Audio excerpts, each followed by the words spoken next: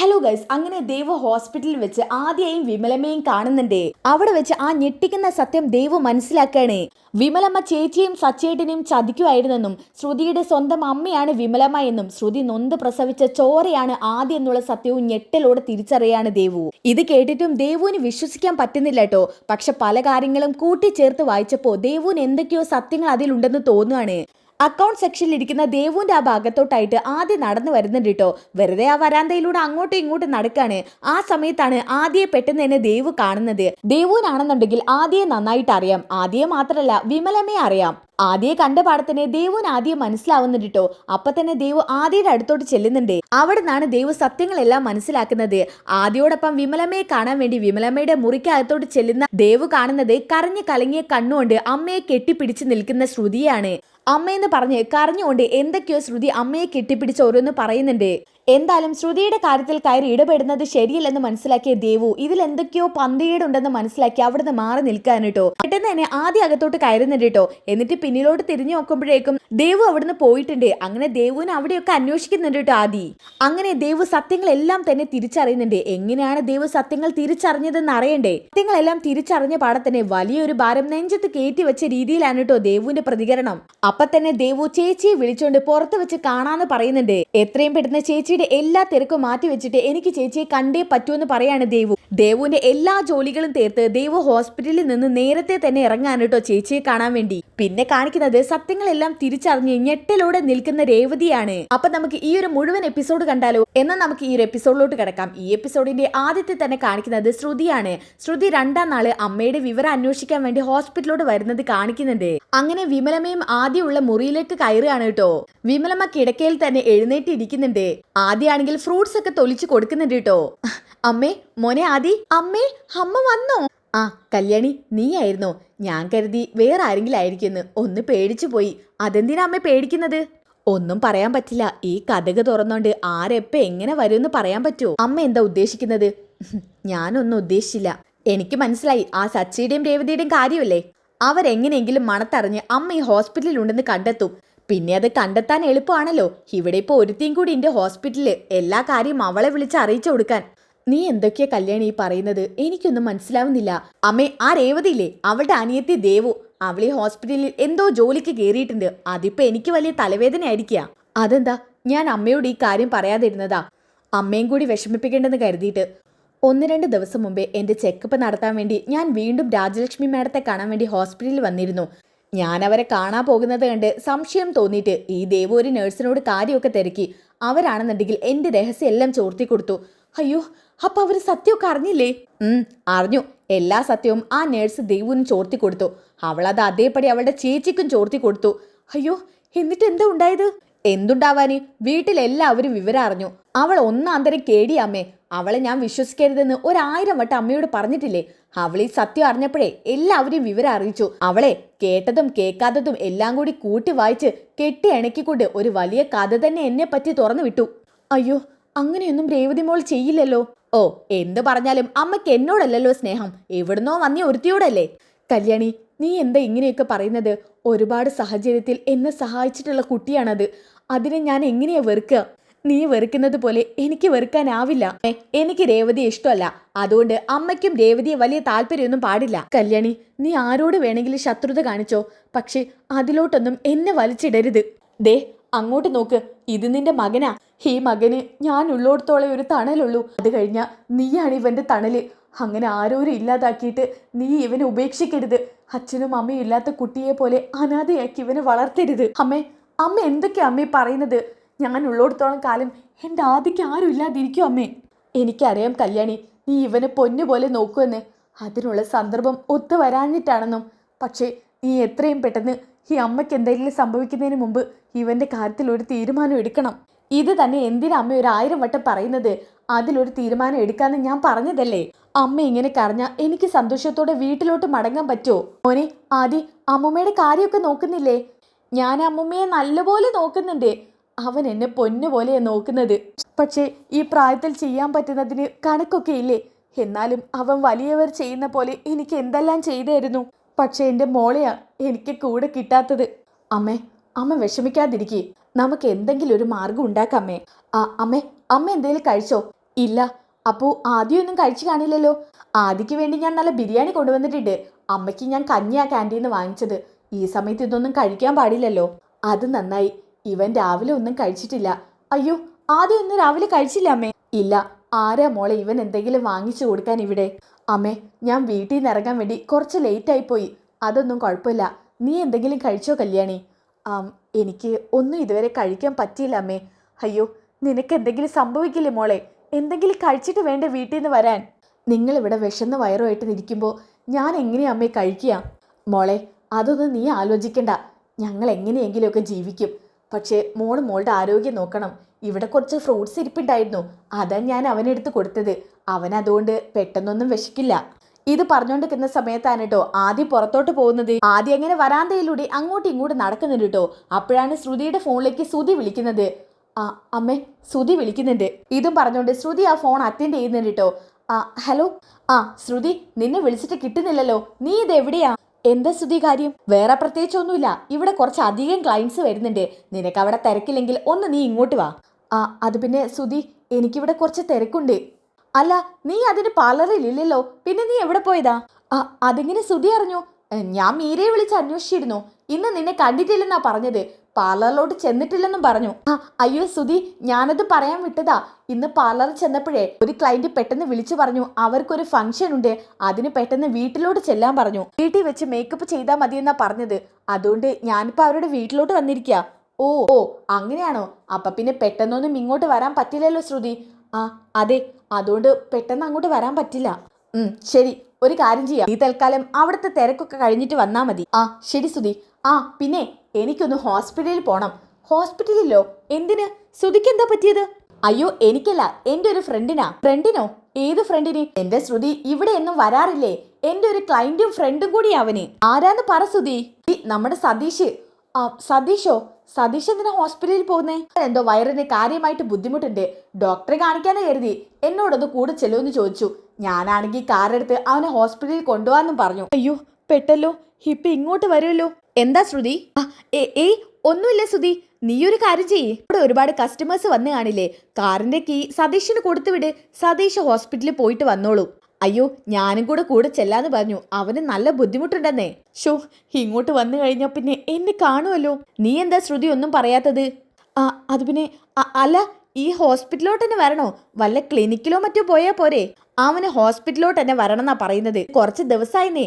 അപ്പൊ പിന്നെ ഹോസ്പിറ്റലിൽ ഡോക്ടറെ തന്നെ കാണിക്കണം. സുധി, ഞാൻ ഒരു കാര്യം പറയാം. അവിടുത്തെ ക്ലയൻസിനൊന്നും നമുക്ക് നഷ്ടപ്പെടാൻ പാടില്ല. കസ്റ്റമേഴ്സൊക്കെ അവിടുത്തെ സർവീസ് മോശമായി തോന്നിക്കഴിഞ്ഞാൽ പിന്നെ അങ്ങോട്ട് വരില്ല. ഷെടാ, ഇതിപ്പോ എനിക്ക് കൂടി വരാൻ പറ്റാത്ത അവസ്ഥയാ സുധി. നീ ഒന്ന് എങ്ങനെയെങ്കിലും അഡ്ജസ്റ്റ് ചെയ്യ്. തൽക്കാലം സതീഷിനോട് മറ്റാരുടെയെങ്കിലും കൂടെ പോവാൻ പറ. ശ്രുതി പറഞ്ഞതും ശരിയാ. അതുകൊണ്ട് ഞാൻ അവനോടൊന്ന് പറഞ്ഞു നോക്കട്ടെ. ശരി ശ്രുതി. ഇതും പറഞ്ഞുകൊണ്ട് ശ്രുതി ഫോൺ കട്ട് ചെയ്യുന്നുണ്ട് കേട്ടോ. അപ്പൊ ശ്രുതിയുടെ അമ്മ ചോദിക്കുന്നുണ്ട്, കല്യാണി എന്താ പ്രശ്നം? ശ്രുതി എന്തിനാ വിളിച്ചത്? അത് പിന്നെ അമ്മേ, ശ്രുതിയുടെ ഒരു കൂട്ടുകാരനുമായിട്ട് ഹോസ്പിറ്റലിലോട്ട് വരുന്നുണ്ടെന്ന്. ഇവിടെ വെച്ചെങ്ങാനും എന്നെ കണ്ടു കഴിഞ്ഞാൽ പിന്നെ അത് പ്രശ്നമാവും. ഞാനൊരു ക്ലയന്റിന്റെ വീട്ടിലാണെന്നാ പറഞ്ഞത്. അയ്യോ കല്യാണി, എന്നാ പിന്നെ നീ പൊയ്ക്കോ. ശ്രുതി എങ്ങാനും നിന്നെ കണ്ടോണ്ട് വരണ്ട മോളെ. അതൊക്കെ ഞാൻ തൽക്കാലം ഒതുക്കിയിട്ടുണ്ട്. ശ്രുതി എന്തായാലും അവിടെ നിറങ്ങില്ല. കൂട്ടുകാരന് വയ്യാഞ്ഞിട്ട് കൂടെ വരികയാണെന്നല്ലേ പറഞ്ഞത്. എന്തിനാ അതിനെ തടയാൻ പോയത്? ഒരാൾക്ക് അസുഖമായിട്ട് അയാളുടെ കൂടെ വരാനല്ലേ? അതൊക്കെ നല്ല കാര്യമല്ലേ കല്യാണി? അമ്മേ, ഇപ്പൊ എനിക്ക് എന്റെ കാര്യം സേഫ് ആക്കേണ്ടത്. അതുകൊണ്ട് ശ്രുതി ഇങ്ങോട്ട് വരുന്നത് എനിക്ക് അത്ര നല്ലതൊന്നും അല്ല. സതീഷ് മറ്റാരുടെങ്കിലും കൂടെ വന്നോളും. അമ്മ ഈ കഞ്ഞി കുടിക്ക്. ഇതും പറഞ്ഞുകൊണ്ട് കഞ്ഞി എടുത്ത് കൊടുക്കുന്നുണ്ട് കേട്ടോ. അല്ല, ഇവിടെ ഉണ്ടായിരുന്നില്ല ആദി. അവനാ വരാന്തയിൽ എങ്ങാനും കാണും. വരാന്തയിൽ പോയി നിൽക്കുന്ന പണിയാ. വരാന്തയിൽ നിൽക്കുന്നതൊന്നും അത്ര നല്ലതല്ല. എന്തായാലും അമ്മ കഞ്ഞി കുടിക്ക്. ഇത് കഴിഞ്ഞിട്ടേ ഞാൻ അവന് ചോറ് കൊടുത്തോളാം. അമ്മ കുടിക്ക്. ഇതും പറഞ്ഞുകൊണ്ട് അമ്മയുടെ വായിലോട്ട് വെച്ചു കൊടുക്കുന്നുണ്ട് കേട്ടോ കഞ്ഞി. പിന്നെ കാണിക്കുന്നത് ആദ്യമാണ്. ഈ വരാന്തയിലൂടെ ഇങ്ങനെ നടക്കുന്നത് കാണിക്കുന്നുണ്ട് കേട്ടോ. അങ്ങനെ നടന്ന് അക്കൗണ്ട് സെക്ഷന്റെ അടുത്ത് എത്തുകയാണ്. അവിടെയാണെങ്കിൽ ദേവ് ജോലി ചെയ്തോണ്ട് നിൽക്കുന്നുണ്ട് കേട്ടോ. പെട്ടെന്ന് തന്നെ ദേവിന്റെ കണ്ണില് ആദിയെ കാണുന്നുണ്ട്. ആദിയെ കണ്ടപ്പോ തന്നെ ദേവിന് ആളെ മനസ്സിലാവുന്നുണ്ട് കേട്ടോ. ഇത് ആദിയല്ലേ? മോനെ ആദി, ആദി. ആദ്യം എന്നുള്ള വിളി കേട്ടപ്പോൾ തന്നെ ആദ്യം തിരിഞ്ഞു നോക്കുന്നുണ്ട് കേട്ടോ. അപ്പോഴാണ് ദേവുവിനെ കാണുന്നത്. ദേവുവിനെ കണ്ടപ്പോൾ ആദ്യം ഒന്ന് ചിരിക്കുന്നുണ്ട്. എടാ ആദി, നീ എന്താ ഇവിടെ ഒറ്റയ്ക്ക്? ഒറ്റയ്ക്കല്ലല്ലോ. പിന്നെ കൂടെ ആരെയും കാണാനില്ലല്ലോ. അല്ല, ആരുടെ കൂടെ വന്നതാ? ഇങ്ങനെ ഒറ്റയ്ക്കിറങ്ങി നടക്കുവാണോ? ഞാൻ അമ്മൂമ്മയുടെ കൂടെ വന്നതാ. എന്നിട്ട് അമ്മൂമ്മ എവിടെ? അമ്മൂമ്മ അഡ്മിറ്റാ. അമ്മൂമ്മ പെട്ടെന്ന് തലകറങ്ങി വീണു. അയ്യോ, എന്നിട്ട്? വീട്ടിൽ വേറെ ആരുമില്ല. അതുകൊണ്ട് ഞാൻ ഒരുപാട് കരഞ്ഞു. എന്റെ നിലവിളിയുടെ ശബ്ദം കേട്ടിട്ട് അപ്പുറത്തുണ്ടായിരുന്ന ചേച്ചി ഓടി വന്നു. അമ്മുമ്മയെ ഹോസ്പിറ്റലിൽ എത്തിച്ചു. അയ്യോ, എന്നിട്ട് അമ്മുമ്മ എവിടെ? അമ്മുമ്മ ദേ ആ റൂമിലാ, അഡ്മിറ്റാ. എന്നിട്ട് അമ്മുമ്മയ്ക്ക് കുഴപ്പമൊന്നുമില്ലല്ലോ? ഇപ്പൊ കുഴപ്പമൊന്നുമില്ല, ഡോക്ടർ ചെക്കപ്പ് ഒക്കെ നടത്തി, റിസൾട്ട് വരാനിരിക്കുന്നതേ ഉള്ളൂ. ആ, എന്തായാലും ആദ്യ വാ, നമുക്ക് അമ്മുമ്മയെ കാണാൻ പോവാം. അങ്ങനെ ആദ്യം കൂട്ടിക്കൊണ്ട് ദേവു ആ മുറിയുടെ അടുത്തോട്ട് പോവാണ് കേട്ടോ. അങ്ങനെ മുറിയുടെ അടുത്ത് എത്തുന്നുണ്ട്. ഇവിടെയാണ് അമ്മുമ്മ. ആ സമയത്താണ് കേട്ടോ അവിടെ ഒരു നേഴ്സ് നിൽക്കുന്നത്. ആ നേഴ്സ് ദേവുവിനെ കണ്ടപ്പോ തന്നെ പറയുന്നുണ്ട്, ആ ദേവു, നിന്നെ സാറൊന്ന് കാണണമെന്ന് പറഞ്ഞിരുന്നു. അപ്പൊ ദേവു പറയുന്നുണ്ട്, മോനെ അകത്തോട്ട് ചെല്ല്, ഞാൻ അങ്ങോട്ട് വരാം.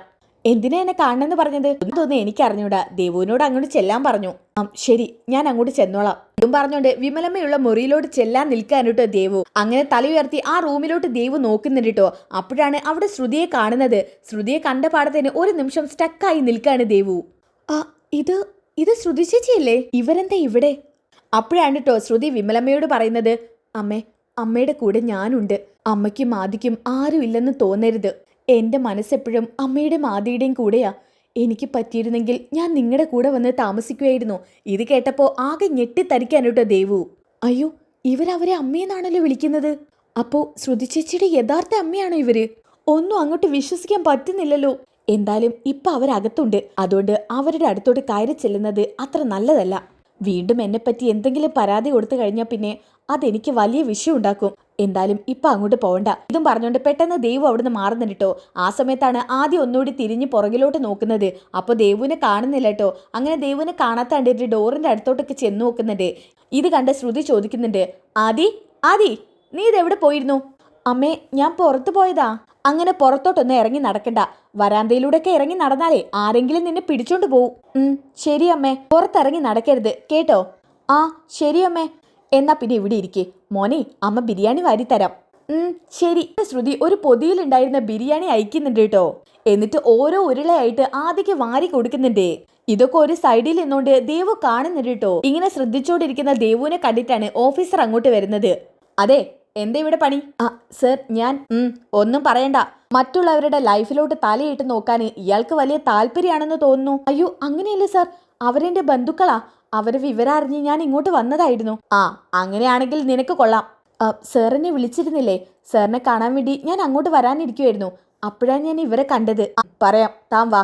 ഇതും പറഞ്ഞോണ്ട് ദേവുവിനെയും കൂട്ടി അവിടുന്ന് അയാൾ പോവുകയാണ് കേട്ടോ. പിന്നെ ഒരു മുറിയിൽ കാണിക്കുന്നുണ്ട്. അയാൾ ദേവുവിനോട് പറയുന്നുണ്ട്, അതെ, നിന്റെ ഫാമിലി സ്റ്റാറ്റസ് ഒക്കെ എനിക്ക് നന്നായിട്ട് അറിയാം. ഫാമിലിയെക്കുറിച്ച് നീ പറഞ്ഞത് കൂടാതെ എനിക്ക് നിന്റെ ഫാമിലി അറിയാമെന്നറിയാലോ. അതെനിക്കറിയാം സർ. അങ്ങനെയാണ് നീ രണ്ടാമതും ഈ ജോലിയിൽ പിടിച്ചു നിൽക്കുന്നത്. സർ, അതിന് ഞാൻ വേറെ തെറ്റൊന്നും ചെയ്തില്ലല്ലോ. തെറ്റ് ചെയ്തോ ഇല്ലോ എന്നല്ല ചോദിച്ചത്. അങ്ങനെയുള്ള തെറ്റുകൾ ഇനി നീ ആവർത്തിക്കാതിരിക്കുക. സർ, ഞാൻ അങ്ങനെ ചെയ്യില്ലെന്ന് പറഞ്ഞല്ലോ. വെറും വാക്ക് പറഞ്ഞാൽ മാത്രം പോരാ, അത് പ്രവൃത്തിയിൽ ഉണ്ടായിരിക്കണം. ക്ലയൻസിന്റെ ഡീറ്റെയിൽസ് ഒന്നും അങ്ങനെ മറ്റുള്ളവരോട് ചോദിച്ചറിയരുത് കുട്ടി. സാറെന്ന് പറഞ്ഞതിന് ശേഷം ഞാൻ അങ്ങനെയൊന്നും ചെയ്യാൻ ശ്രമിച്ചിട്ടില്ല. ശ്രമിക്കാതിരുന്ന തനിക്ക് കുറച്ച് നാളും കൂടി ഈ ഹോസ്പിറ്റലിൽ ജോലി ചെയ്ത് മുന്നോട്ട് പോവാം. അല്ലാന്നുണ്ടെങ്കിൽ നാളെ തന്നെ ജോലി ഉപേക്ഷിച്ച് വീട്ടിൽ പോയിരുന്നോ? അതായിരിക്കും നിനക്കൊക്കെ നല്ലത്. സർ പ്ലീസ്, ഞാൻ ഇനി അങ്ങനെയൊന്നും ചെയ്യില്ല. മേലിൽ ഇത് ആവർത്തിക്കില്ല സർ. ശരി. പിന്നെ മനസ്സലിവ് തോന്നിയിട്ടൊന്നല്ല. എന്നാലും ഒരു കാര്യം പറയാന്ന് കരുതി. എന്താ സർ? കഴിഞ്ഞ പ്രാവശ്യം തനിക്ക് ഞാൻ പണിഷ്മെന്റ് ആയിട്ട് പകുതി ദിവസത്തെ സാലറി തരുമെന്ന് പറഞ്ഞില്ലേ? സർ അങ്ങനെ പറഞ്ഞിരുന്നു. അത് തൽക്കാലം ഞാൻ പിന്നീട് ആലോചിച്ചപ്പോൾ അങ്ങനെ ഒരു ശിക്ഷ വേണ്ടെന്ന് കരുതി. അതുകൊണ്ട് ഈ മാസം മുഴുവൻ പൈസയും ദേവുവിന് തരും. അതാലോചിച്ച് ഇനി താൻ വിഷമിക്കണ്ട. അയ്യോ സർ, വലിയ ഉപകാരമുണ്ട് സർ. ഞാൻ എൻ്റെ അമ്മയ്ക്ക് പൂ കിട്ടുന്ന ജോലിയാണെന്ന് അറിയാലോ സാറിന്. പൂ കിട്ടുന്ന ജോലി ഉപേക്ഷിച്ചിട്ട് അമ്മയെ പൊന്നുപോലെ നോക്കണമെന്നുണ്ടായിരുന്നു. അതിനുവേണ്ടിയാ ഇങ്ങനെയൊരു ജോലി എനിക്ക് കിട്ടിയപ്പോൾ ആദ്യം തന്നെ ഞാൻ അതാലോചിച്ചത്. എനിക്ക് ദേവുവിനെ നന്നായിട്ട് അറിയാം. ദേവു ഒരു നല്ല ബ്രില്യൻ്റ് ആയിട്ടുള്ള കുട്ടിയാണെന്നും. പക്ഷേ ദേവുവിൻ്റെ ഭാഗത്തുനിന്ന് ഇനി മേലാൽ ഇതുപോലെയുള്ള കാര്യങ്ങൾ ആവർത്തിക്കരുത്. ശരി സാർ. അതെ, നിങ്ങളുടെ കുടുംബപരമായിട്ട് പല കാരണങ്ങളും കാണും. പക്ഷേ നിങ്ങളുടെ വീട്ടിൽ വെച്ച് നടത്തുന്ന ഗൂഢാലോചന പോലെയല്ല ഹോസ്പിറ്റല്. അതൊക്കെ പുറത്തുവിട്ട് കഴിഞ്ഞാൽ നല്ലൊരു ക്ലയൻസിനെയാ ഇവർക്ക് നഷ്ടപ്പെടുന്നത്. ശരി സാർ, ഞാൻ ഇനി ഒരിക്കലും അങ്ങനെ ചെയ്യില്ല. ശരി, എന്നാ പിന്നെ ദേവുവിന് പോവാം. ശരി സാർ, ഒരുപാട് നന്ദിയുണ്ട്. എന്നോട് നന്ദിയൊന്നും പറയണ്ട. ഇനി അങ്ങനെ ചെയ്യാതിരുന്നാൽ മതി. ശരി സാർ. ഇതും പറഞ്ഞുകൊണ്ട് അവിടുന്ന് ദേവു പോവാണ് കേട്ടോ. പോകുന്ന സമയത്തും ദേവുവിന്റെ മനസ്സിൽ ഇത് തന്നെ അലട്ടിക്കൊണ്ടിരിക്കുകയാണ്. ഇത്ര വേണ്ടെന്ന് വെച്ചിട്ടും ആ ശ്രുതിയുടെ കാര്യം മനസ്സിൽ നിന്ന് പോകുന്നില്ല കേട്ടോ. എന്തൊക്കെയോ ശ്രുതിയുടെ കാര്യത്തിൽ ദുരൂഹതയുണ്ടെന്ന് വീണ്ടും വീണ്ടും ദേവുവിന്റെ മനസ്സിൽ ഇങ്ങനെ പറഞ്ഞുകൊണ്ടേയിരിക്കുകയാണ്. എത്ര മറക്കാൻ ശ്രമിച്ചിട്ടും ഈ ശ്രുതി ചേച്ചിയുടെ കാര്യം മറക്കാൻ പറ്റുന്നില്ലല്ലോ. ഞാൻ തന്നെ എനിക്ക് തലവേദന ഉണ്ടാക്കി വെക്കുമെന്നാ തോന്നുന്നത്. എന്തായാലും ഈ കാര്യം ചേച്ചിയെ അറിയിക്കണം. ചേച്ചി ഇനി എന്നെ തല്ലിയാലും കൊന്നാലും കുഴപ്പമില്ല, ഈ കാര്യം പറയേണ്ടടുത്ത് പറയണം. അവരുടെ ചേച്ചിയെ കൊച്ചാക്കിക്കൊണ്ട് കള്ളം പറഞ്ഞിട്ട് അവിടെ പിടിച്ചു നിൽക്കുക. ഇവരുടെ ജീവിതത്തിൽ എന്തൊക്കെയോ കള്ളങ്ങളുണ്ട്, ഒരു ദുരൂഹത നിറഞ്ഞ ജീവിതം പറഞ്ഞുകൊണ്ട് നേരെ അക്കൗണ്ട് സെക്ഷനിലോട്ട് ചെല്ലുന്നു കേട്ടോ. അപ്പോഴാണ് അവിടെ ഒരു നേഴ്സ് നൽകുന്നത് കാണിക്കുന്നത്. ദേവുവിന്റെ അടുത്ത കൂട്ടുകാരിയാണ്. അഞ്ജു എന്നാണ് കേട്ടോ ഈ കൂട്ടുകാരിയുടെ പേര്. അങ്ങനെ ദേവു ആണെങ്കിൽ അഞ്ജുവിനെ വിളിക്കുന്നുണ്ട്. അഞ്ജു, എന്താ ദേവു, നീ തിരക്കിലാണോ? അല്ല, പറഞ്ഞോ, നീ ഒന്നിങ്ങ് വന്നേ. എന്താടി? ഞാനൊരു കാര്യം പറഞ്ഞ നീ ആരോടെങ്കിലും പറയോ? ഞാൻ നീ പറയുന്ന കാര്യങ്ങളൊക്കെ മറ്റുള്ളവരോട് പറഞ്ഞു നടക്കുവാണോ? അതല്ലടി, എനിക്ക് സീക്രട്ടായിട്ട് ഒരു സത്യം അറിയണമെന്നുണ്ട്. എന്ത് സത്യം? അത് പിന്നെ അന്നത്തെ പ്രശ്നമില്ലായിരുന്നു, ഞാൻ നിന്നോട് പറഞ്ഞില്ലായിരുന്നോ, എന്റെ ചേച്ചിയുടെ ഹസ്ബൻഡിന്റെ ചേട്ടന്റെ വൈഫ് നടത്തിയ ഒരു കള്ളക്കളി. എന്റെ പൊന്നു മോളെ, നീ എന്താ ആ കാര്യം കുത്തിപ്പൊക്കാണോ? അതൊന്നും അല്ല, അവര് വീണ്ടും ഏതോ ഒരു ഫാമിലിന്റെ കൂടെ ഇവിടെ എത്തിയിട്ടുണ്ട്. അത് അവരുടെ ഫാമിലി ആണോന്ന് എനിക്ക് നല്ല സംശയമുണ്ട്. നീ അതെനിക്ക് കണ്ടെത്തി തരണം. അത് ശരി, ഒന്ന് കിട്ടിയത് തന്നെ നിനക്ക് കെട്ടിറങ്ങിയോ? എന്നിട്ട് പോരേ മോളെ അടുത്തത്. ദേ തലനാരിഴക്ക നിനക്ക് കിട്ടിയ ജോലി നഷ്ടപ്പെടാതിരുന്നത്. വീണ്ടും നീ ഇതിന്റെ പിന്നാലെ പോയാലേ നീ പിന്നെ ഇവിടെ ജോലി ചെയ്യേണ്ടി വരില്ല. പേഷ്യൻസിന്റെ രഹസ്യങ്ങളൊക്കെ ചോർത്തി കൊടുക്കുന്ന ആളാണെന്നാവും എല്ലാവരും പറയാ. പിന്നെ അതൊരു ചീത്തപ്പേരാവില്ലേ ദേവു? അതിന് ഇത് ഞാനും നീയും മാത്രമേ അറിയുന്നുള്ളൂ. ദേവു, ഇതൊക്കെ വേണോ? എന്നെ എന്തിനാ നീ ഇതിന് കൂട്ടുപിടിക്കുന്നത്? അത് വേറൊന്നും കൊണ്ടല്ല, ഞാൻ അക്കൗണ്ട് സെക്ഷനിലല്ലേ, എനിക്കാണെങ്കിൽ അവരുടെ അടുത്തോട് ചെല്ലാൻ പറ്റില്ല. നിന്നെയാണെന്നുണ്ടെങ്കിൽ അവർക്ക് അറിയില്ലല്ലോ അഞ്ജു. ഷോ, ഞാൻ എന്ത് ചെയ്യണമെന്നാ നീ പറയുന്നത്? നീ പറയുന്നതെല്ലാം ഞാൻ ചെയ്യും, കാരണം നീ എന്നെ അത്ര നല്ല കൂട്ടുകാരിയാ. നിനക്ക് വേണമെങ്കിൽ ഞാൻ എന്ത് സഹായം ചെയ്യും. അതുകൊണ്ട് അഞ്ജു, ഞാൻ നിന്നോട് തന്നെ സഹായം ചോദിച്ചത്. ശരി, ഞാൻ എന്താ ചെയ്യേണ്ടത്? വേറൊന്നും ചെയ്യണ്ട, നിനക്കെന്തായാലും അങ്ങോട്ട് പോകേണ്ടി വരുമല്ലോ. ഇടയ്ക്ക് അവരുടെ ട്രിപ്പ് ഒന്ന് മാറ്റി കൊടുക്കണം. പിന്നെ 1-2 മെഡിസിൻസ് കൊടുക്കാനുണ്ട്. എന്നാ പിന്നെ ആ സമയത്ത് കാര്യങ്ങളൊക്കെ അറിഞ്ഞാൽ മതി. എന്താ അറിയേണ്ടത്?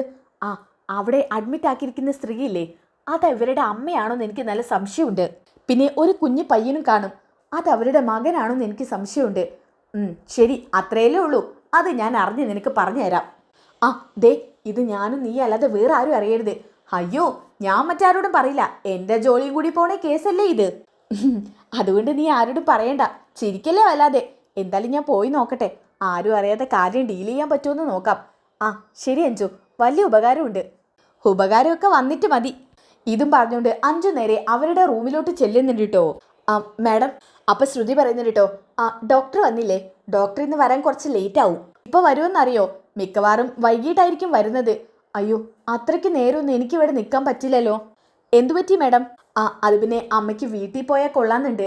ഡിസ്ചാർജ് ചെയ്യാൻ പറ്റുവാണെന്നുണ്ടെങ്കിൽ ഇന്ന് എന്നെ ഒന്ന് ഡിസ്ചാർജ് ചെയ്ത് തരുമെന്ന് ചോദിക്കാനായിരുന്നു. അയ്യോ, ഇവരുടെ കണ്ടീഷൻ കുറച്ച് വീക്കാണ്. മിക്കവാറും ഇന്ന് ഡിസ്ചാർജ് ചെയ്യാൻ ഡോക്ടർ പറയില്ല. ആണോ? എന്നാ പിന്നെ ഡിസ്ചാർജ് ആക്കണ്ട. അമ്മ നിർബന്ധിച്ചതുകൊണ്ടാ ഞാൻ അങ്ങനെ പറഞ്ഞത്. ശരി, നിങ്ങളൊന്ന് പുറത്തോട്ട് നിൽക്കോ, പേഷ്യൻറ്റിനെ എനിക്കൊന്ന് ചെക്ക് ചെയ്യണം. അതിനെന്താ, ആദി വാ, നമുക്ക് പുറത്തോട്ട് നിൽക്കാം. ഇതും പറഞ്ഞ് ആദ്യം കൂട്ടി പുറത്തോട്ട് ഇറങ്ങുന്നുണ്ട് കേട്ടോ. അങ്ങനെ ഈ പേഷ്യൻറ്റിൻ്റെ ചെക്കപ്പ് നടത്തുന്നതിന് കൂട്ടത്തിൽ നേഴ്സ് ചോദിക്കുന്നുണ്ട് കേട്ടോ, അമ്മേ, പോയതാരാ? അമ്മയുടെ മകളാണോ? അതെ, എൻ്റെ മകളാ. ഓ, അപ്പോൾ കൂടെ ഉണ്ടായിരുന്നത് കുഞ്ഞായിരിക്കുമല്ലേ അവരുടെ? അത് അല്ല, എനിക്ക് വേറൊരു മോളുണ്ട്, ആ മോളുടെ കുഞ്ഞാ. ഓ, അങ്ങനെയാണോ? അപ്പോൾ ആ മോൾ ഇവിടെ ഇല്ലേ? ഇല്ല, അവൾ വിദേശത്താ, വല്ലപ്പോഴേ വരൂ. എനിക്ക് കൂട്ടിന് ഇവ മാത്രമേ ഉള്ളൂ. ശരി, ഒന്ന് നന്നായിട്ട് റെസ്റ്റ് എടുക്കണേ. ഇങ്ങനെ എഴുന്നേറ്റിരിക്കൊന്നും വേണ്ട, കിടക്കുന്നതാണ് ഏറ്റവും നല്ലത്. ഇതും പറഞ്ഞ് ഡോറ് തുറക്കുന്നുണ്ട് കേട്ടോ. ആ സമയത്താണ് ആദ്യം അതുപോലെ തന്നെ ശ്രുതിയും അകത്തോട്ട് കയറി വരുന്നത്. ശ്രുതി ചോദിക്കുന്നുണ്ട്, എന്തായി, അമ്മയുടെ BP-യിൽ എന്തെങ്കിലും മാറ്റമുണ്ടോ? ഇപ്പോൾ കുറച്ച് ലോ ആയിട്ടുണ്ട്, മരുന്ന് കഴിക്കുന്നതിൻ്റെ എഫക്റ്റാ. ഇത് പറഞ്ഞുകൊണ്ടിരിക്കുമ്പോഴാണ് കേട്ടോ ആദ്യം പറയുന്നത്, അമ്മേ, അമ്മൂമ്മയ്ക്ക് എനിക്ക് ഇന്ന് വീട്ടിൽ പോകാൻ പറ്റില്ലേ? അത് പിന്നെ ആദി, ഇപ്പം നേഴ്സ് പറഞ്ഞത് കേട്ടില്ലേ, ഇന്ന് പോകാൻ പറ്റില്ല. അപ്പം ആ നേഴ്സ് ചോദിക്കുന്നുണ്ട് കേട്ടോ, അമ്മയോ? അല്ല, നിങ്ങളിവരുടെ അമ്മയാണോ? അത് ആ സമയത്ത് ആദ്യം പറയുന്നുണ്ട് കേട്ടോ. അതെ. ഏയ് അല്ല, ഇവൻ വെറുതെ പറയുവാ. ഇവൻ്റെ അമ്മ വിദേശത്താ, ഇവനെ എന്നോട് അമ്മയെന്ന് ഞാൻ വിളിക്കാൻ പറഞ്ഞതാ. ഓ, അങ്ങനെയാണോ? എന്നാ ശരി. പിന്നെ പേഷ്യൻറ്റിൻ്റെ അടുത്ത് നിങ്ങളെപ്പോലെ ഒരാൾ ഇവിടെ എപ്പോഴും ഉണ്ടായിരിക്കുന്നത് നല്ലതായിരിക്കും. അത് പിന്നെ എനിക്ക് പോയിട്ട് കുറച്ച് തിരക്കുണ്ട്. ഇവിടെ നേഴ്സിന് ആരെങ്കിലും നിർത്താൻ പറ്റുമോ? അതെങ്ങനെയാണ് മാഡം നിർത്താൻ പറ്റുക? അവർക്ക് ഒരുപാട് ജോലി ഉണ്ടാവില്ലേ, ഒരുപാട് പേഷ്യൻസ് ഈ ഹോസ്പിറ്റലിൽ ഉള്ളതല്ലേ. എന്നാൽ പിന്നെ ഞാൻ വേറെ ആരെങ്കിലും നോക്കിക്കോളാം. ഇവിടെ ഒരുപാട് ഹോം നേഴ്സ് ഉണ്ട്. ആ ഹോം നേഴ്സിൽ ആരെങ്കിലും കോണ്ടാക്ട് ചെയ്ത് നോക്കൂ, അവരാരെങ്കിലും വന്ന് നിന്നോളും. ആ ശരി. ഇതും പറഞ്ഞുകൊണ്ട് ആ നേഴ്സ് അവിടുന്ന് പോവാൻ കേട്ടോ. അങ്ങനെ നേരെ ദേവുവിൻ്റെ അടുത്തോട്ട് ചെല്ലുന്നുണ്ട്. എടി ദേവു. ആ അഞ്ജു, നീ വന്നോ? എന്തായി കാര്യം? നീ പറഞ്ഞ പോലെ എന്തൊക്കെയോ ദുരൂഹത അവരുടെ ലൈഫിലുണ്ട്. നിനക്ക് തോന്നിയില്ലേ? എനിക്ക് തോന്നി. ആ അമ്മയോട് ഞാൻ ചോദിച്ചപ്പോൾ അവരുടെ സ്വന്തം മകളാണ് അവരെന്നാ പറഞ്ഞിരിക്കുന്നത്. ഒരു കാര്യം ഉറപ്പിച്ചോ, ആ സ്ത്രീയുടെ മകളാണ് അവര്. അപ്പോൾ ഞാൻ സംശയിച്ച പോലെ തന്നെയാണ്, ആ വിമലമ്മയുടെ മകളാണ് ശ്രുതി. ആ കാര്യം ഉറപ്പിച്ചോ. പിന്നെ ആ മകന്റെ കാര്യത്തിൽ എനിക്ക് ചെറിയ കൺഫ്യൂഷൻസ് ഉണ്ട്. അവരെന്നിട്ട് കൺഫ്യൂഷൻ ആക്കിയതാ. ഈ ശ്രുതി ഉണ്ടല്ലോ, അവരെ ആ കുഞ്ഞ് വിളിക്കുന്നത് അമ്മയെന്നാ. അമ്മയെന്നോ? അപ്പോൾ ആ കുഞ്ഞ് അവരുടെ മകനാണോ? അതൊന്നും എനിക്ക് അറിഞ്ഞൂടാ. പക്ഷെ എന്തൊക്കെയോ വശപ്പിശകുണ്ട്. അവരുടെ സ്വന്തം മകനാണെന്നാണ് എനിക്ക് തോന്നുന്നത്. എന്തായാലും ബാക്കി നീ കണ്ടെത്തിക്കോ. ഇതെന്തായാലും ഞാൻ അറിഞ്ഞത് പറഞ്ഞു. അങ്ങനെ തുമ്പും വാലും കിട്ടാത്ത രീതിയിൽ നിൽക്കാനോട്ടോ ദേവു. എന്തായാലും ദേവുവിന് ഇതൊന്നും അറിയണമെന്നുണ്ട്. അതുകൊണ്ട് ദേവു നേരെ അവരുടെ മുറിയുടെ അടുത്തോട്ട് ചെല്ലുന്നുണ്ട്. ശ്രുതി ആണെങ്കിൽ നല്ല സംസാരത്തിലാണ് കേട്ടോ. ശ്രുതി സംസാരിക്കുന്നത് കേട്ടുകൊണ്ട് തന്നെ അവിടെ ദേവു നിൽക്കുകയാണ്. അമ്മേ, എന്നാ പിന്നെ ഞാൻ പോയിട്ട് വരാം, എന്നെ ശ്രുതി തിരക്കും. അമ്മ? അപ്പം അവരുടെ സ്വന്തം അമ്മ തന്നെയാ ഇവർ ശരിക്കും എൻ്റെ ചേച്ചിയും സച്ചേട്ടനെയും മുതലെടുക്കുമായിരുന്നു. ഇവർക്ക് ഇങ്ങനെയൊരു മകളുണ്ടായിട്ട് അവരത് മറച്ചു വെച്ചു. സച്ചേട്ടനോടും രേവതിയോടും. അവരോട് എങ്ങനെ ഇവർക്കിത് ചെയ്യാൻ തോന്നി? ആദ്യം ഈ സ്ത്രീയെ കണ്ടപ്പോൾ ഒരു പാവമാണെന്ന് കരുതി. പക്ഷേ ഇവരുടെ ഉള്ളിലിരിപ്പ് ഇതൊക്കെ ആയിരുന്നു. അമ്മേ, ആദിയുടെ കാര്യം ഒന്ന് നോക്കണേ. ഞാനെന്നാ പിന്നെ ചന്ദ്രോദയത്തിലോട്ട് പോട്ടെ. നേരത്തിന് അവിടെ എത്തിയില്ലെങ്കിൽ പിന്നെ അമ്മായിയമ്മ എന്ന് പറഞ്ഞൊരു സ്ത്രീ ഉണ്ടല്ലോ, അവരവിടെ കലി തുള്ളി നിൽക്കും, ഭദ്രകാളിയെ പോലെ. ശരി മോളെ, മോള് പൊയ്ക്കോ. മോനെ ആദി, അമ്മ വീട്ടിലെത്തിയിട്ട് നിന്നെ വീഡിയോ കോൾ വിളിക്കാട്ടോ. ശരി അമ്മേ. മോളെ, എനിക്ക് ഇവൻ്റെ കാര്യം ആലോചിച്ചിട്ടാ വേദന. അമ്മ വിഷമിക്കാതിരിക്കമ്മേ. ഞാൻ പറഞ്ഞല്ലോ, ഇവനെ ഞാൻ നൊന്ത് പ്രസവിച്ചതല്ല അമ്മേ. എൻ്റെ ചോരയില്ലേ ഇവന്. ഇത് കേട്ടപ്പോൾ സത്യമെല്ലാം മനസ്സിലാക്കിയ മട്ടിലാണ് കേട്ടോ നിൽക്കുന്നത് ദേവു. ഓഹോ, അപ്പോൾ ഈ സ്ത്രീയുടെ മകനാണത്. ആദ്യത്തെ കുഞ്ഞ് സുധിയേട്ടൻ്റെ ആണെന്നും പറഞ്ഞിട്ട് കുടുംബാംഗങ്ങളെ മൊത്തത്തിൽ പറ്റിക്കുക. ഇവരെത്രത്തോളം ഇങ്ങനെ പറ്റിച്ച് ജീവിക്കും? ഇതെന്തായാലും ചേച്ചി അറിയിച്ചിട്ട് തന്നെ കാര്യം. ഇതും പറഞ്ഞുകൊണ്ട് ദേവു അവിടുന്ന് പോവാൻ കേട്ടോ. അങ്ങനെ യാത്ര പറഞ്ഞുകൊണ്ട് അവിടുന്ന് നേരെ ശ്രുതിയും ഇറങ്ങുന്നുണ്ട്. പിന്നെ കാണിക്കുന്നത് ദേവു രേവതിയെ വിളിക്കുന്നതാണ്. രേവതി ബൈക്കിൽ പൂവ് എടുക്കാൻ വേണ്ടി പോവാൻ കേട്ടോ. ആ സമയത്താണ് കോള് വരുന്ന കണ്ടിട്ട് ബൈക്ക് ഒരു ഭാഗത്തോട്ട് ഒതുക്കി നിർത്തുന്നുണ്ട്. എന്നിട്ട് ഫോൺ എടുത്ത് നോക്കാൻ കേട്ടോ. അങ്ങനെ ദേവുവാ വിളിക്കുന്നത് കാണിക്കുന്നത്. അങ്ങനെ ദേവുവിനെ തിരിച്ച് വിളിക്കുന്നുണ്ട്. ഹലോ ദേവു. ചേച്ചിൻ്റെ ഫോൺ എടുക്കാഞ്ഞത്? മോളെ, ഞാൻ വണ്ടി ഓടിക്കായിരുന്നു, പൂവ് കൊടുക്കാൻ വേണ്ടി ഇറങ്ങിയതാ. ചേച്ചി ഇപ്പോൾ ഫ്രീ ആണോ? ഫ്രീ ആണല്ലോ. എന്നാൽ പിന്നെ ഞാൻ ഹോസ്പിറ്റലിൽ നിന്ന് ഇപ്പം ഇറങ്ങും. ചേച്ചി എന്നെ ഒന്ന് പിക്ക് ചെയ്യാൻ വരുമോ? ആണോ? എന്നാൽ പിന്നെ ഞാൻ വരാം. ഞാൻ ഏകദേശം ഹോസ്പിറ്റലിൻ്റെ അടുത്താ. ഒരു പൂവും കൂടി കൊടുക്കാനുണ്ട്, അത് കൊടുത്തിട്ട് ഞാൻ അങ്ങോട്ട് വരാം. പിന്നെ ചേച്ചി, എനിക്ക് ചേച്ചിയോട് അർജൻറ്റായിട്ടൊരു കാര്യം പറയാനുണ്ട്. അതുകൊണ്ട് ചേച്ചി കണ്ടേ പറ്റൂ. ചേച്ചി പെട്ടെന്ന് തന്നെ വരണേ. എന്താ മോളെ, എന്തെങ്കിലും പ്രശ്നമുണ്ടോ? അതൊക്കെ ഞാൻ വന്നിട്ട് പറയാം. ശരി. ഇതും പറഞ്ഞ് അവർ ഫോൺ കട്ട് ചെയ്യുന്നുണ്ട് കേട്ടോ. അങ്ങനെ ദേവു പെട്ടെന്ന് തന്നെ ജോലിയൊക്കെ തീർത്തിട്ട് ആ ഹോസ്പിറ്റലിൽ നിന്ന് ഇറങ്ങുകയാണ്. ഇറങ്ങി പുറത്തോട്ട് വരുമ്പോൾ തന്നെ അവിടെ രേവതി വെയിറ്റ് ചെയ്ത് നിൽക്കുന്നുണ്ട് കേട്ടോ. ചേച്ചി. ദേവു, ഇന്ന് നിന്റെ വർക്കൊക്കെ പെട്ടെന്ന് തീർന്നോ? അതൊക്കെ ഞാൻ തീർത്തതാ ചേച്ചി. നമുക്ക് ഇവിടെ നിൽക്കണ്ട, മറ്റെവിടേക്കെങ്കിലും പോവാം. എന്നിട്ട് ചേച്ചിയോട് എനിക്കൊരു കാര്യം പറയാനുണ്ട്. എന്താടി ഇത്ര സീരിയസ് ആയിട്ട് എന്ത് കാര്യം നിനക്ക് പറയാനുള്ളത്? അതൊക്കെ ഞാൻ പറയാം ചേച്ചി വണ്ടി എടുക്ക്. ഇതും പറഞ്ഞുകൊണ്ട് അവർ ഒരുമിച്ച് സ്കൂട്ടറിൽ യാത്ര ചെയ്ത് പോവാണ് കേട്ടോ. അങ്ങനെ കുറച്ച് മുന്നോട്ട് പോകുന്നുണ്ട്. ആ സമയത്ത് രേവതി പറയുന്നുണ്ട്, ദേവു നീ എന്താ പറയാൻ വിചാരിച്ചത്? അത് പറഞ്ഞോ? അതൊക്കെ പറയാം ചേച്ചി. എന്നാൽ പിന്നെ നമുക്ക് നേരെ വീട്ടിലോട്ട് പോവാം. അതാവുമ്പോൾ അമ്മയും കാണാലോ. ചേച്ചി, ഇത് വീട്ടിൽ നിന്നൊന്നും പറയാൻ പറ്റിയ കാര്യമില്ല. തൽക്കാലം ചേച്ചി ഒരു കാര്യം ചെയ്യ്, ഇവിടെ ഒന്ന് ഒതുക്കിക്കേ. ദേവു, നിനക്കിത് എന്താടി പറ്റിയത്? ചേച്ചി ഒന്ന് ഒതുക്ക്. അങ്ങനെ വണ്ടി ഒതുക്കുന്നുണ്ട് കേട്ടോ. ചേച്ചി അതിൽ നിന്ന് ഇറങ്ങ്. എന്താ ദേവു, എനിക്ക് ഇനിയും പൂവ് കൊടുക്കാനുണ്ട്. പൂവൊക്കെ കൊടുക്കാ ചേച്ചി. ഞാനേ ഒരു ഞെട്ടിക്കുന്ന സത്യം അറിഞ്ഞ് നിൽക്കുക. ഞെട്ടിക്കുന്ന സത്യമോ? ചേച്ചി ഇത് കേട്ടാൽ ശരിക്കും ഞെട്ടും. എന്ത് സത്യം? ചേച്ചി, അവിടെ ഹോസ്പിറ്റലിൽ നമുക്കറിയാവുന്ന ഒരാൾ അഡ്മിറ്റ് ആയിട്ടുണ്ട്. നമുക്കറിയാവുന്ന ആളോ? അതാരാ? അയ്യോ, അവർക്ക് എന്താ പറ്റിയത്? ആദ്യം ഞാൻ പറയട്ടെ ചേച്ചിക്ക് അടുത്തറിയാവുന്ന ആളല്ലേ വിമലമ്മ? വിമലമ്മ. അവർ നിങ്ങളെയൊക്കെ പറ്റിക്കുമായിരുന്നു. ദേവു, നിന്റെ ഈ നാവുകൊണ്ടേ ദൈവത്തിന് നിരക്കാത്ത കാര്യം പറയരുത്. ആ സ്ത്രീ ഒരു പാവാ. എന്നാലേ ഞാൻ പറയുന്നു, ആ സ്ത്രീ ഒരു ദുഷിച്ച സ്ത്രീയാണെന്ന്. ദേവു, വെറുതെങ്കിൽ പോലും അങ്ങനെ പറഞ്ഞു പോവരുത്. നിനക്ക് പാപം കിട്ടും. അവരൊരു പാവാണ്. അവർക്കൊരു കുഞ്ഞുണ്ട്. അവരുടെ മകളുടെ കുഞ്ഞ് ആദി. അവനെ എനിക്ക് അറിയാലോ. ചേച്ചി, ഇനി ഞാൻ മറ്റൊരു ഞെട്ടിക്കുന്ന കാര്യം പറയട്ടെ. നീ ഞെട്ടിച്ചതൊക്കെ മതി. വെറുതെ അതും ഇതൊക്കെ അറിഞ്ഞിട്ട് ഓരോന്നിങ്ങനെ പൂതി പെരിപ്പിക്കണ്ട. വേണ്ടെങ്കി വേണ്ട, ചേച്ചി അറിയണ്ട. അല്ല പിന്നെ ദേവു, നീ പറയാൻ വന്നത് എന്താന്ന് വെച്ചാ പറ.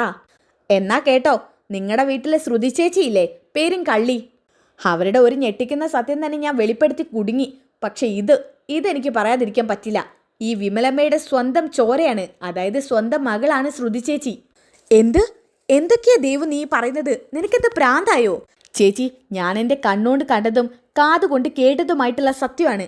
എനിക്ക് വിശ്വസിക്കാൻ പറ്റുന്നില്ല. അപ്പോൾ വിമലമ്മ ഞങ്ങളെ ചതിക്കുമായിരുന്നു? അതെ, അവര് നിങ്ങളെ നല്ല രീതിക്ക് ചതിക്കുമായിരുന്നു. അവർക്ക് എങ്ങാനും ഗൾഫിലേതോ മകളുണ്ടെന്നല്ലേ പറഞ്ഞത്? ആ മകളുടെ മകനാണ് ആദ്യം എന്നല്ലേ പറഞ്ഞത്? ആ ഗൾഫിലുള്ള മകളാണ് ആ ശ്രുതി. അവരെ അമ്മയെ കാണാൻ വേണ്ടി ഹോസ്പിറ്റലിൽ വരുന്നിരുന്നു. ആ സമയത്താണ് ഞാൻ ആദ്യയെ കണ്ടത്. ആദ്യയുടെ കൂടെ ചെന്നപ്പോഴാണ് വിവരമൊക്കെ അറിയാൻ പറ്റിയത്. അത് മാത്രമല്ല, വേറൊരു കാര്യം പറയട്ടെ ഞാൻ. എന്ത് കാര്യം? ഈ മകനുണ്ടല്ലോ ആദി, ആ മകൻ ആരാ? ചേച്ചിയും സച്ചേട്ടനും കൂടി അവനെ ദത്തെടുക്കാൻ പോയില്ലേ? അവനെ എന്തിനാ നിങ്ങൾ ദത്തെടുക്കുന്നത്? അവൻ്റെ അമ്മയല്ലേ ശ്രുതി ചേച്ചി. നീ അതും ഇതൊന്നും പറയരുത്. ഞാനുള്ള സത്യമാ ചേച്ചി പറഞ്ഞത്. അതാണ് സത്യം. ശ്രുതി ചേച്ചിയുടെ സ്വന്തം ചോരയാണ് ആദി. അയ്യോ, എനിക്ക് വിശ്വസിക്കാൻ പറ്റുന്നില്ല. ശ്രുതിക്ക് അമ്മയില്ലെന്നാ പറഞ്ഞത്. അമ്മ മരിച്ചു പോയെന്ന്.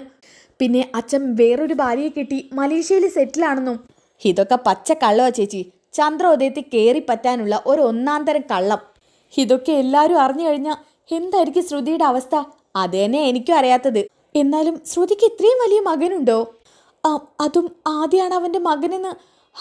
ഇപ്പം എനിക്ക് ഉറപ്പാ ആദ്യ തന്നെയാണ് ശ്രുതിയുടെ മകൻ. അതെന്താ ചേച്ചി? അതെ, ഞാൻ അന്ന് ആദ്യയുടെ കണ്ണിൻ്റെ കെട്ടഴിക്കുന്ന ദിവസമില്ലായിരുന്നോ? ആദ്യക്ക് അന്നൊരു ആക്സിഡൻറ്റ് പറ്റിയിട്ട്. അന്നത്തെ ദിവസം ഞാനും സച്ചേട്ടനും പുറത്തുനിന്ന് മരുന്ന് വാങ്ങി തിരിച്ചു വരുന്ന സമയത്ത് ആദ്യയെ കെട്ടിപ്പിടിച്ചുകൊണ്ട് കരഞ്ഞു നിൽക്കുന്ന ഒരമ്മയെ പോലെ കെട്ടിപ്പിടിച്ച് കരഞ്ഞു നിൽക്കുന്ന ശ്രുതിയാണ് കണ്ടത്. എന്നിട്ടെന്താ? അപ്പോഴേ എനിക്ക് സംശയം തോന്നിയതാ. പക്ഷേ സംശയിക്കാൻ മറ്റു കാര്യങ്ങളൊന്നും ഇല്ലാത്തതുകൊണ്ടാണ് ഞാനത് കൂടുതൽ വിഷയമാക്കാതിരുന്നത്. പക്ഷെ എനിക്കിപ്പോൾ ഉറപ്പാ ആ വിമലമ്മയായിട്ട് അവൾക്ക് എന്തോ ടച്ചുണ്ട്. എന്തായാലും ഇത് സച്ചേട്ടൻ അറിയണം. ആദ്യം സച്ചേട്ടനോട് പറയാം.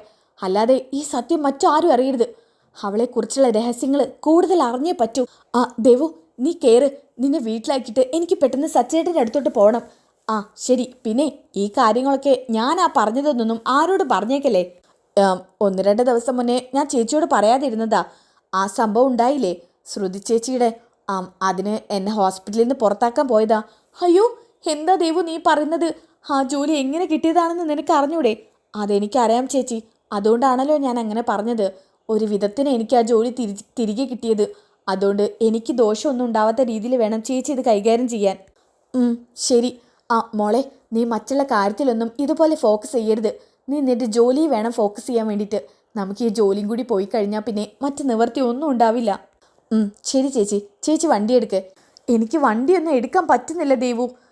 എന്നൊരു കാര്യം ചെയ്യാം, ഞാൻ വണ്ടി എടുക്കാം. ചേച്ചി എങ്ങാനും വേറെ എവിടെയും പോയി ഇടിച്ചിട്ടിട്ടേ എനിക്ക് നാളെ ഹോസ്പിറ്റലിൽ പോകേണ്ടതാ. ചേച്ചി വന്നേ. ഇത് പറഞ്ഞുകൊണ്ട് ദേവു വണ്ടി എടുക്കുന്നുണ്ട് കേട്ടോ. ഓക്കെ, അങ്ങനെ ഈ ഒരു കിടലൻ എപ്പിസോഡിൻ്റെ ബാക്കി എപ്പിസോഡ് കിട്ടാൻ വേണ്ടി നിങ്ങൾ നെക്സ്റ്റ് എപ്പിസോഡൊന്ന് കമൻറ്റ് ചെയ്യുക. ഇതൊരു ബാക്കി എപ്പിസോഡ് വമ്പൻ ട്വിസ്റ്റ് അറിഞ്ഞ എപ്പിസോഡാണ് കേട്ടോ. അതായത് സച്ചിയാണെന്നുണ്ടെങ്കിൽ വിവരമൊക്കെ അറിയുന്നുണ്ട്. എന്തായാലും ശ്രുതിയായിട്ട് നിർത്തി പൊരിക്കുന്ന ഒരു കിടലൻ എപ്പിസോഡാണ്. അപ്പോൾ ആ ഒരു എപ്പിസോഡ് കിട്ടാൻ വേണ്ടി നിങ്ങൾ ചാനൽ സബ്സ്ക്രൈബ് ചെയ്യുക. അതോടൊപ്പം വീഡിയോക്ക് ഒന്ന് ലൈക്ക് ചെയ്യുക. നെക്സ്റ്റ് എപ്പിസോഡൊന്ന് കമൻറ്റ് ചെയ്യുക. അപ്പോൾ അടുത്ത വീഡിയോയിൽ കാണുന്നവരേക്കും എല്ലാവർക്കും ബൈ ഗൈസ്.